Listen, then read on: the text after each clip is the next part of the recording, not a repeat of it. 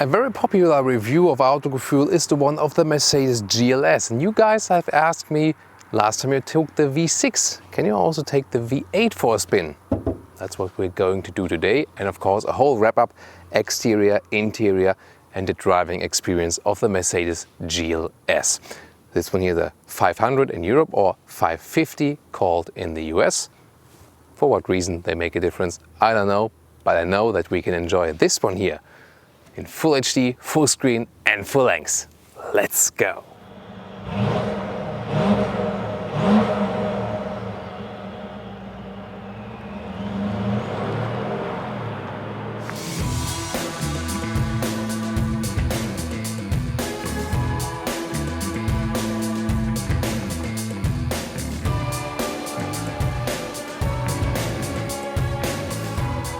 This is the front of the vehicle, strong and massive and upright here. The horizontal fins next to the big star where also the sensors are being hidden. And also with the AMG styling today, so a sporty styling with some stronger lower bumpers. You can also see the hood has this accentuations. I think for a big SUV it still has a lot of elegance and I really like that. Those headlamps here, you can also have them with full LED, which we have also with this test vehicle today. 5 meters 12 or 16 foot 8 it is for the total length of the Mercedes GLS. Of course, it's a little bit longer than, for example, the GLE, because you need space here on the interior for the third seating row.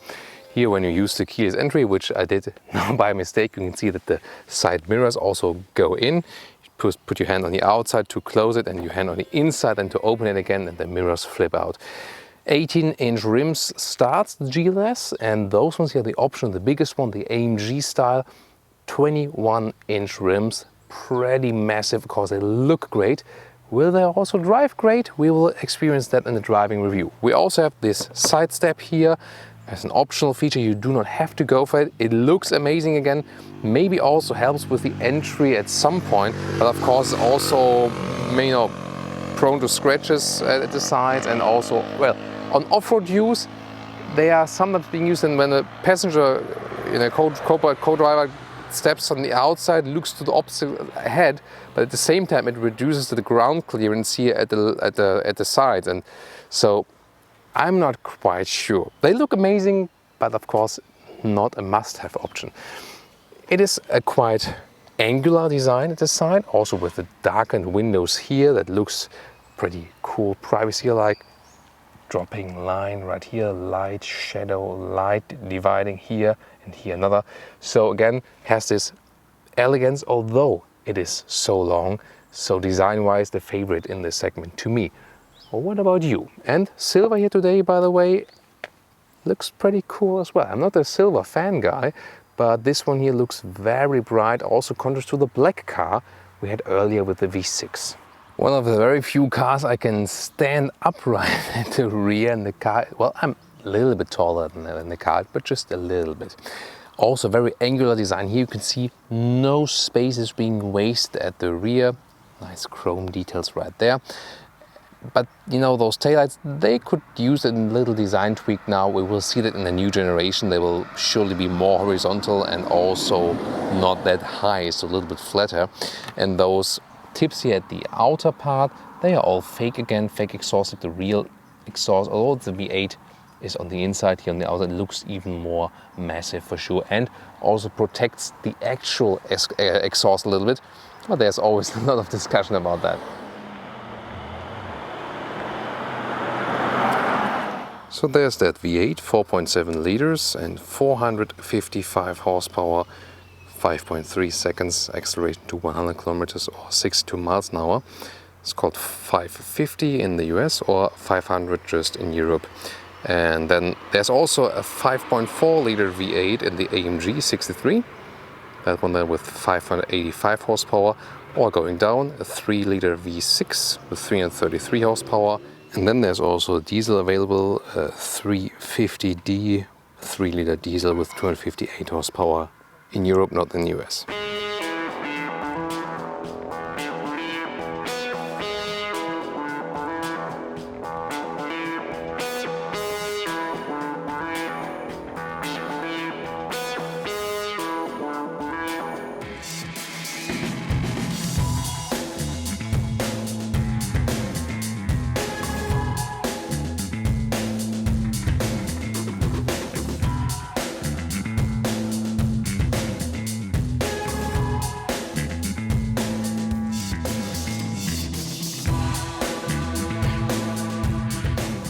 Now we take a look at the interior together. For example, you can see here we have AMG styling with carbon fiber inlets. Pretty nice.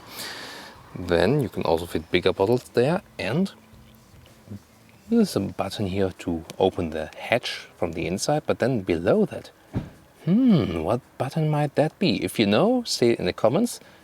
Other than that, I will soon solve the riddle here in the interior part about this special button. Then also AMG floor mats with aluminum pedals. Also Mercedes entry logo right there. Some silver right there. On the dashboard, by the way, we find the Artico leatherette. That's pretty neat. Here right there. It's a nice soft surface. Also comes standard with the GLS. As for the seats, there are different setups you have. Those ones are the AMG seats. You can see they have a detailed separation right there, but on the middle part is very soft, and this is animal skin, so it gets really, really hot in summer. And just for the difference, the outside of the seat here, this one there, is the Artico or MB-Tex, that's the leatherette. And with the GLS 400 or 450 in the US, you can also get the Artico or MB-Tex seats if you want to not invest in animal skin. So this is cheaper basically, and also does a good job as well. I always prefer fabric because it doesn't get so hot, but it's not available here for the GLS. But so the base setup would be the best one in my opinion. Steering wheel, standard as we know from Mercedes, but classy also in this style. And predominantly analog gauges, a little digital screen in the middle part, and again some carbon fiber elements. Getting inside is of course pretty easy. I also don't need to use this side step there, and you have a lot of room, have this super upright seating position, great command driving, I really love that. 1m86 or 6'1" if you haven't subscribed, and that leaves me still some headroom right there, although we have the panoramic roof mounted here. Also comes as standard, so AC also comes as standard. You could also get a heated steering wheel, by the way, which is also basically adjustable in an electric way, but then optional, you can also get the heating. Those seats here got electric lumbar support. The rest of seat control is here at the inside of the doors for forward and so on, and also 3 memory sets if you're using this car here with multiple drivers. This is the interior overview, somewhat dated of course with this middle unit, which will be all gone in a new generation for sure, but still some people really appreciate to have the CD slot. This is also with the optional command system with a bigger screen. Also since the recent facelift, you can see you can have also the smartphone connectivity there then, but you can always change back to the actual Mercedes menu, but no touch, still everything with a central control knob. Soon more details to that. Then the compact steering wheel, easy to steer, separate column for the ACC, right side the shifting lever, put it down to the D mode, press it for P for park. The instruments done with a small digital screen in the middle where I can, for example, also see the consumption. The top part here again with Artico leatherettes, very nice and classy for sure. In the lower part we have the separate AC unit. When I turn on the car I can show you that. This one is a little bit, out of style nowadays. Also not the best build quality here, to be honest. This needs some upgrading, but it will be totally changed with the new GLS generation for sure. And in the lower part, 12-volt power supply and also cup holders. You can either slide it or open it. Adaptive cup holders, and they can be cooled or heated. That's a pretty cool function for sure. And then also in the very lower middle console here, this turning and pressing knob, as well next to the controls for the air suspension, also low range possible, off-road gear reduction, and the driving modes will also adapt the air suspension sport for lower, off-road mode will put a little bit higher. And last but not least, the middle console right there. You could open it. There are 2 USB slots in there. One is used for the connection to the smartphone mirroring. The other one just charges your device. So there's a lot to show you here with the rear seating area, but let's start right there. So if you have the normal, oh, there's a bug, come on, there we go. So normal seating position right here. If I would be driving this vehicle as a, rather tall person, then we go like this. Of course, we have enough legroom, and those gaps at the rear part then here of the seat also help when you're a little bit taller even than me. And even if I have the seat, I have it almost all the way down, still have enough, space for my foot there. Of course, at least length it has to be. Also, rear seat entertainment system. You also have then, if you order that one. But meanwhile, I mean, all the kids get their phones or their iPads, don't they? But if you want an integrated one, you also get those Mercedes headphones. Pretty neat. So you can listen to the stuff there and then use the CD changer, which is put in the middle part here, together then also with seat heating and a separate vent for the rear passengers. Overall, also upright and very comfortable seating position here in the rear. That's pretty cool.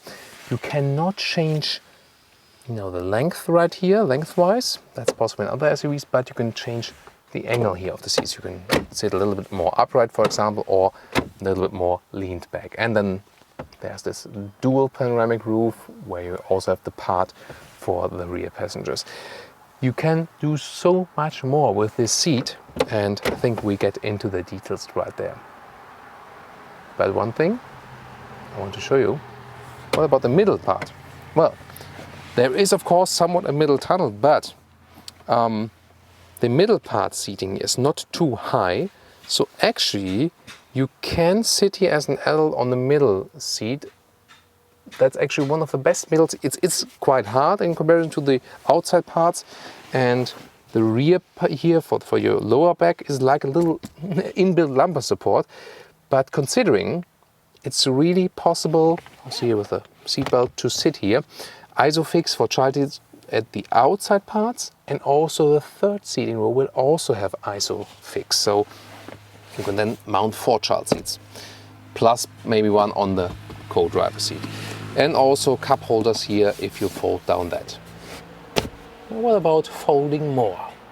If you put the seat here all the way in the back, then you can also put up the seating surface like this, and then fold down the seat like this, so you have an even loading surface then to the rear.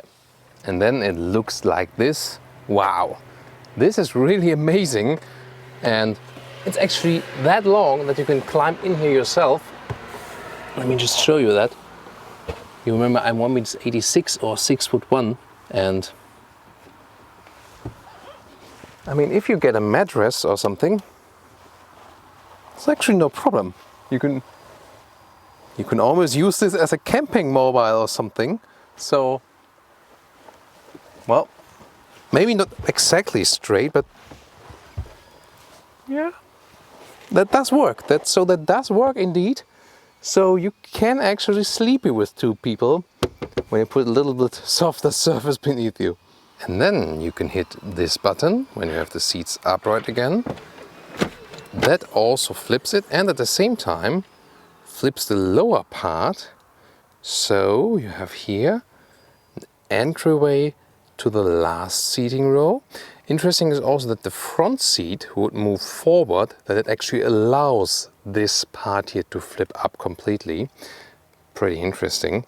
And then also you have the other buttons revealed, and those ones can actually flip up the rear seats. You see, 1 button for each, and all electric, magic. So that's actually pretty cool. And then you also have this access to the rear seating row. And of course, with those, you can also fold them down again. So if you pull them like this, here you go. So pretty comfortable system. And the question is then, can I get in there? Well, this area here does allow me to access the rear pretty easily, better than in most of the other vehicles. And I've just let this part here now, I moved it a little bit I mean, I cannot move it to the front, but I put it a little bit more upright, not in the most laying back position, but in a way that someone here in front of me could still sit. And I have to say, my knees do fit here. And this is one of the very rare vehicles where you can really travel with 7 adults. In the Volkswagen Atlas, that was also possible, by the way. Brian and Michelle have shown you that. And also, as I said earlier, ISOFIX on the last part here, because you know, in some of the vehicles, you cannot really sit there as an adult, you cannot install child seats, so it has a very limited usage. But here, you have all the possibilities. You can have it for very small children with child seats, you can have it for like intermediate children, and you can even have it for adults. You can push up the, the head restraint right there, and then also the seatbelt doesn't have to be unfolded first or somewhere in the ceiling. It's very easy to access it right there, and that's it. And it's a pretty cool vehicle for the next Autofil team meeting, I guess. So if the last seating row is upright, a cabin trolley does not fit in there longitudinal. Just have to, mount it transverse, like with those engines. This one here, of course, not transverse. You have seen it in the front. But then, of course, if you don't need the last seating row, you can have the electric control here once more. Pretty cool. And then, of course, you have a lot of room. There's also this cover here, this small trunk cover, but I haven't removed it because it's rather annoying. To me, it's easier not to have it. And I mean, the windows are darkened anyway, so I'm actually fine with that. So even if you have those seats, they're not flipped as we showed you earlier, a lot of room you can still access here. And by the way, below here, you have some more space even left. Or maybe also a replacement tire if you want that option. And then there was the riddle with the additional button in the front next to the driver's door. And here it is, solved. It is actually a button to open and close this side window, the very rear window for the third seating row if you want some real fresh air there. Interesting, isn't it?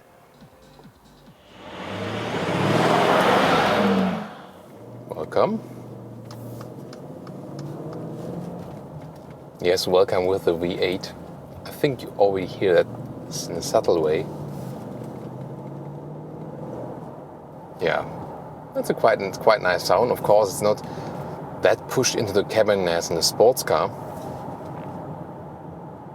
but you still somehow feel that V8. So the Mercedes GLS here in Thomas's driving lounge today for the driving part of this review. Today with the V8 instead the V6 we had last time. Of course, there's the big difference, so we'll see how that one plays out.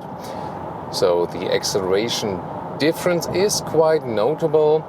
So the other one 6.6 seconds, this one here 5.3 seconds to 100 kilometers or 62 miles an hour.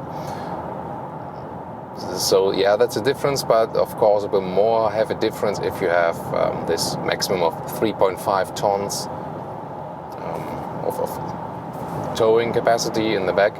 So if you have a heavy trailer there, then it will make a difference maybe, but the V6 is already quite powerful, of course. Sound-wise, it is of course a difference when you're just cruising, and not really, but as soon as you hit the throttle a little bit harder, maybe like shift back a little bit, then you can induce this V8 sound. So yeah, the first trip on the city or inner city motorway, of course, the sovereignty of this car plays the major role. You sit high on the road, have this command driving position. You're king of the road, you're above all things. Very comfortable, of course, this upright seating position then for long runs especially. So that's pretty cool. The suspension with the standard Airmatic, so the air suspension.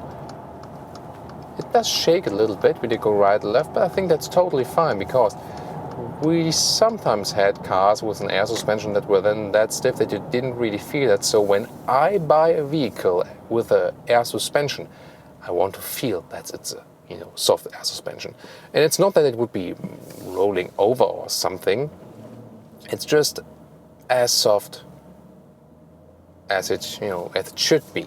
So you feel it, that you're basically flying on the road, no matter if you're going a little bit faster or if you're a little bit slower in the city traffic.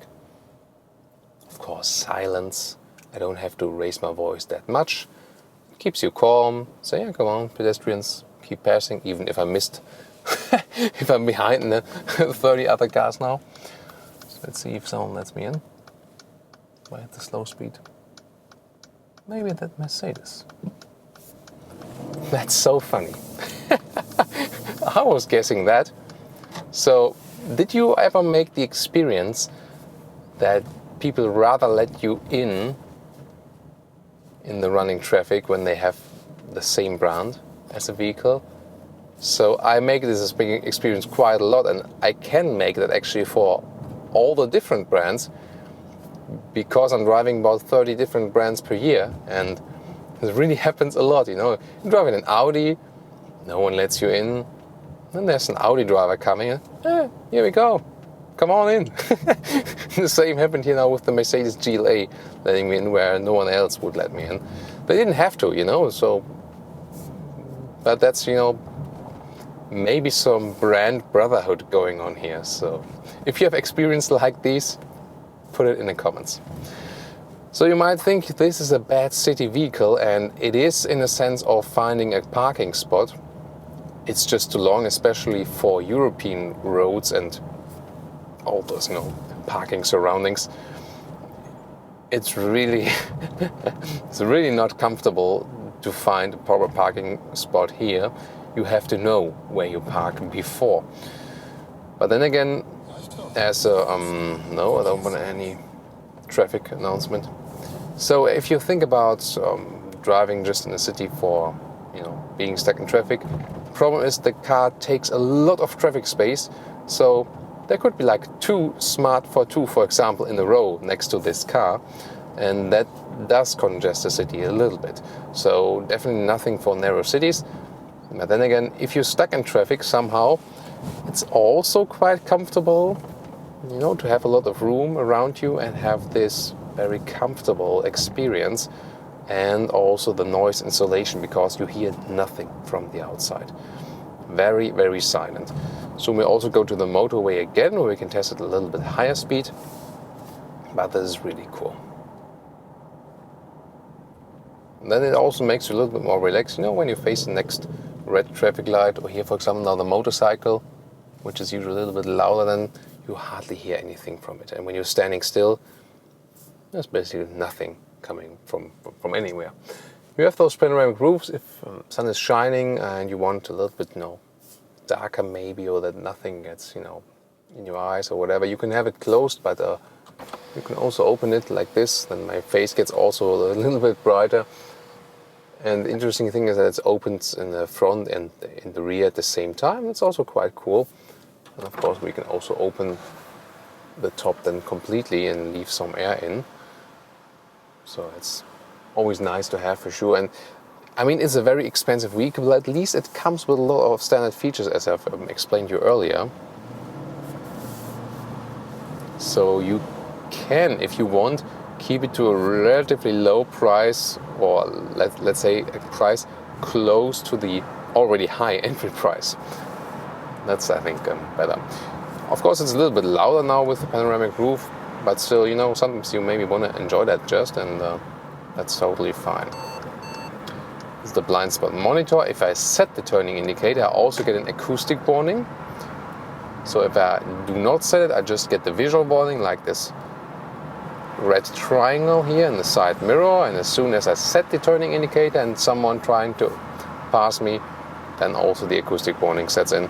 Overall great system. You should always go for that, no matter which vehicle you pick. I think next to the autonomous emergency brake, it's the most important system. Unlike in some of the facelift vehicles we recently showed you, like Mercedes C-Class or E-Class and S-Class CLS and so on, or the all-new A-Class as well, the Distronic went to the steering wheel here just with with the jog, but then here he has a column, still a separate column for the Distronic as we used to know it from Mercedes. It's still a good system, and the Distronic is one of the best ACC or adaptive cruise control systems here on the market, so you can usually trust in that. But you maybe heard also some reports recently, those adaptive cruise controls are not set to prevent facing standing objects. So when something is running, everything is fine, it's also pretty reliable.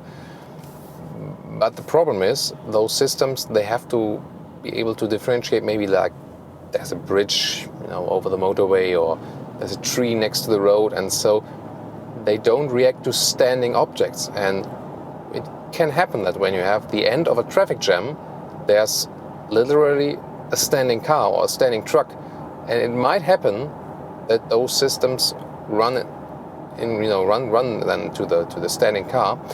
However, as this vehicle is also equipped with the autonomous emergency brakes, which also reacts then to the standing objects, it should not happen with this car. And Mercedes also claims that all of their systems combined, that would not happen. So I think Mercedes is quite evolved in these systems in general, but just that no matter which car you're driving, always pay attention that those autonomous or half autonomous systems maybe not as good as the human driver to face when you have standing objects. Just keep that in mind. So here now at next motorway, we'll also show you some acceleration of this V8. I mean, we can always stay in this comfort mode, but there's also a sport mode. Then the suspension is lowered a little bit. At the same time, gear set to a gear lower. Now we do acceleration 74 to 100. Plop, that's already it. That was a 1 out of 10. You also heard the sound. Okay, speaking about the difference between the V6 and the V8, you just experienced that. Yeah. The V6 is a quite quick car, and I was already surprised. I mean, this is 2.5 tons in weight. It's really heavy stuff.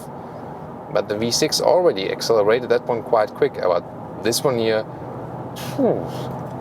so of course the whole handling wise, I mean, it's good handling for a big vehicle, and you also get along quite well for a big vehicle. So I had maybe like compact SUVs which felt way bulkier than this one. So this is very good to steer around, although it's over 5 meters long. But acceleration-wise, this is a sports car, especially here now with the V8. Sound and acceleration-wise, absolutely sports car alike. Pretty amazing. Of course, you do not need it, and it is the heavy extra price for the V8. But if you still want to have the, this sporty touch, it might be interesting for you then to go for the V8 instead of the V6. But of course, about the general decision we'll talk about at the end of the video again. But I can tell you that if you think about buying the AMG model, I mean, we have a lot of AMG styling elements here, exterior and interior today with this vehicle.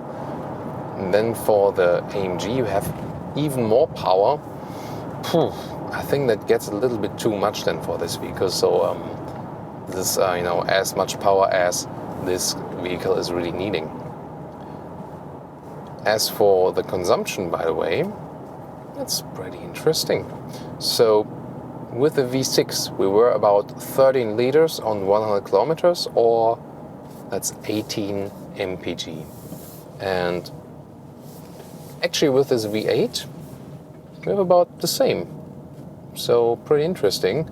I wasn't quite sure what to expect from it. Maybe I would have expected like maybe a liter more, or like then 16 or 17 mpg, but it seems to be pretty much the same. So Obviously, the limiting factor here of this vehicle is the building form, the wind resistance and also the weight of this car. And already a V6 is not such a small engine that it would need more revs just to keep this car running here. By the way, I'm just doing some handling tests here. Couldn't drive too fast, but you see I didn't have to steer too much, although Mercedes rather sets the steering to let's say natural feeling, so others are more progressive in the steering. Mercedes lets you steer a little bit more, but again, this car is still actually quite fun. More on that very soon. Let me just finish the V8 V6 claim there. So obviously the V6 is big enough for sure, and you don't have to drive it at really high RPMs. So this doesn't make a big effect into the V8 and the V6. Sometimes we did have cars where the bigger engine even consumed a little bit less because you can drive it a little bit lower in the RPMs, and the engine doesn't have to work that hard. But here obviously it doesn't make such a difference. I mean, it can go a little bit up probably. I also had a longer motorway test with a little higher speed. Then we were close to 14 liters, or that is done about 16 or 16.8, 17 mpg. So maybe the V8 consumes a little bit more, but not that you would say it would be a huge difference. So back to the fun of this vehicle. So we have some big bulky cars which are not really that fun to drive. They just feel bulky, they just feel heavy. Oh, interesting. I was wondering why it's something a little bit warm in here, but the right, that the second AC unit was set to like 26 degrees. That's like in the 80s in Fahrenheit. So I set it to sync now, so I'll be cooler now. Yeah, stuff like this happens when you have two-zone AC. But obviously it's good to have a two-zone AC because, so often maybe driver and co-driver disagree about the temperature, especially when it's male and female. You guys know what I mean. Put it in comments when you know what I mean. And of course, you ladies also know what I mean. We have the discussion quite a lot, about temperature. But so we're always really happy to have two-zone AC, and then you can set it. Did you know, by the way, there's always, depending on the vehicle, a maximum difference between left and right. So then, if you turn it all the way up on the one side or all the way down on the other side, it won't make such a difference because it's then basically met in the middle. So you can tease each other with the two-zone AC. Enjoy that. So some vehicles are so bulky you cannot really drive them in a fun way. Of course, you feel this size above also the Mercedes GLE, for example, which will be coming up all new generation. So if you're watching this review in an early stage, I can tell you beginning of October 2018 there will be the Paris Motor Show, and we'll show you the all-new generation there, in static way first. And if you watch this review at a very later stage, because it will be online for a couple of years and still be relevant, then of course search for this video, and you can always use the YouTube search with typing Autogefühl Mercedes GLE, for example. If you always use the YouTube search just for a model, a car model, brand and the model, and then always put Autogefühl, so you can Auto and then GEFUEHL. So you don't have to use the German umlaut with the two little dots. You'll find the proper reviews for sure.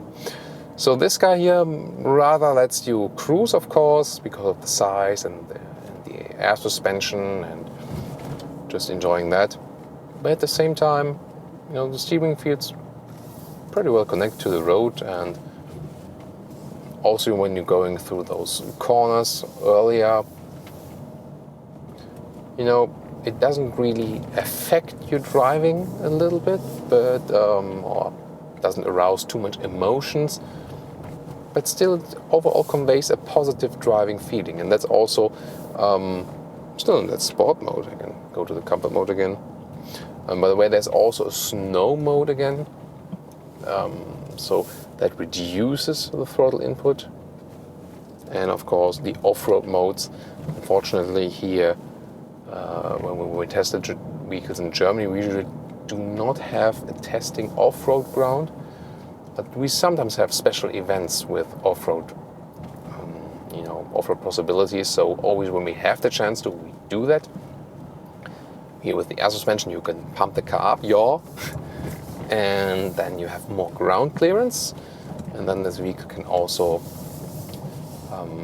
do quite well off-road. Although, with the long wheelbase, maybe a GLE will do a little bit better with a little shorter wheelbase. This long wheelbase, of course, lets you rather drive straight in a very, very sovereign way. If I think back, by the way, to the V6, there's also another difference, and well, the air suspension is the same, and it's all totally fine. But still, I found some of those smaller bumps on the road, considering it's a great Mercedes air suspension, a little bit rough. And the reason for that is that we're driving the maximum size of wheels, 21 inch. Yes, we've seen it in the exterior. They truly look amazing. Really cool AMG styling, but not for driving. So if you're interested in a more comfortable driving experience, stay with the smaller wheels. So the smaller you go with the wheels, maybe the more balloonish it looks like, especially on big cars. But trust me, you will like the driving comfort. And if you buy this car, you might not be seeking the biggest sporty experience, but rather the driving comfort. I think I have to go back to this V6 video. Or does someone else remember which rim size did I have with the V6? But I'm quite sure we did not have a 21. If we also had 21, that was a big fail now then. But I'm pretty sure we did not. So maybe 19 or 20, and that was really better. I think we also had it in winter times. So usually for winter times they mount the winter tires with smaller wheels, which makes sense. For summer times, still those bigger wheels then. Also with wider tires, but you have less tire than left as a damper. So, but my tip definitely is go with the smaller rim size. I would actually just stay with the standard rim size you have applied.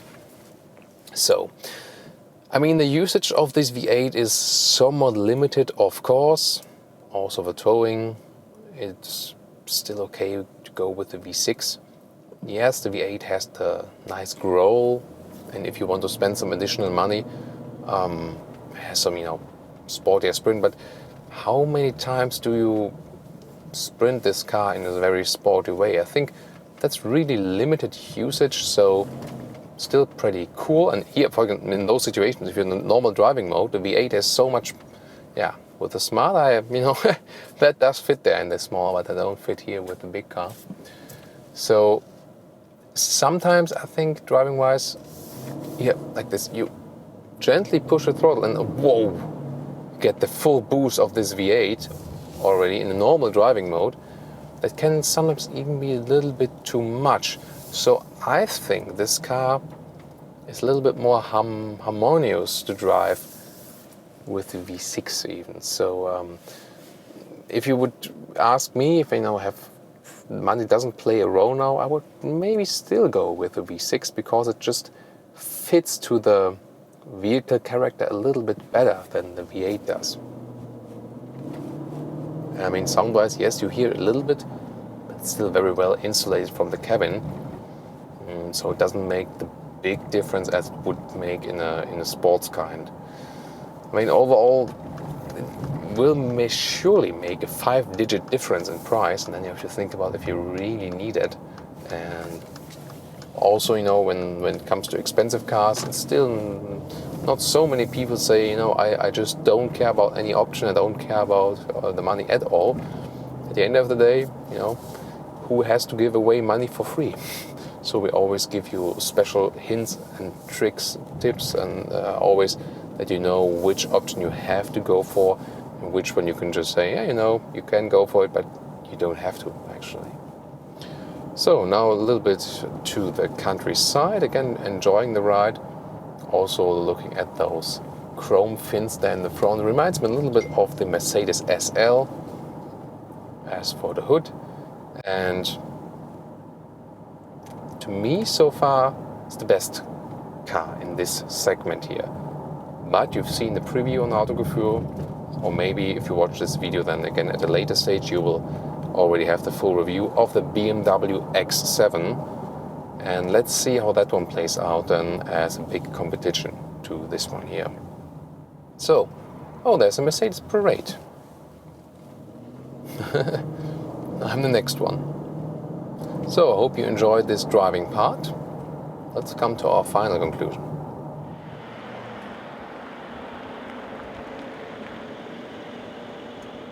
And here it is, our conclusion for today. Exterior very elegant, although it's a super big car for sure. Then the interior also still nice styling, dated on some elements, but still I think, you know, it's considering also to other vehicles a little bit timeless in many respects. So I'm actually quite fine with it. I wouldn't say it needs major upgrades on the interior. It will of course have at the later stage when there's an all-new GLE generation, and we're also then expecting at some point a new GLS generation for sure. You have a lot of room on the interior, and of course with the 400 or the GLS 450 you also have the possibility to not pick animal skin surface, so interior wise also the V6 models have an advantage. Pretty cool also this flipping system in there for the rear seats, so you're actually very flexible with this vehicle and have done, if you want so, a very large trunk. This optional 6th and 7th seat, of course, what this car, you know, has a difference to, for example, the little smaller SUVs. And driving wise, I think still the best in this segment. Also, if you compare it to, you know, all the other competitors, V6 is fiddling a little bit more to the car because air suspension, heavy car and stuff, you do not race it anyway. And with the V6 you do have less consumption. The consumption here also went up a little bit more, 14.5 liters in 100 kilometers at some point.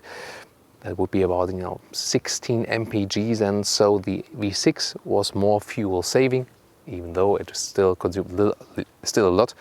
In Europe you can also pick a diesel if you want better mileage, of course. But overall, a lot of fun with this vehicle still, although it's that big, easy to maneuver. That's of course a very important aspect, and especially for European roads a little bit too big. But this one here, also one of the favorites of our US viewers. What do you think? Also tune into our earlier review. We have a different color there, a little bit different interior trim and stuff, and of course V6 instead of V8. So check out that video as well, and also keep following us in general on Autogefühl. Thanks.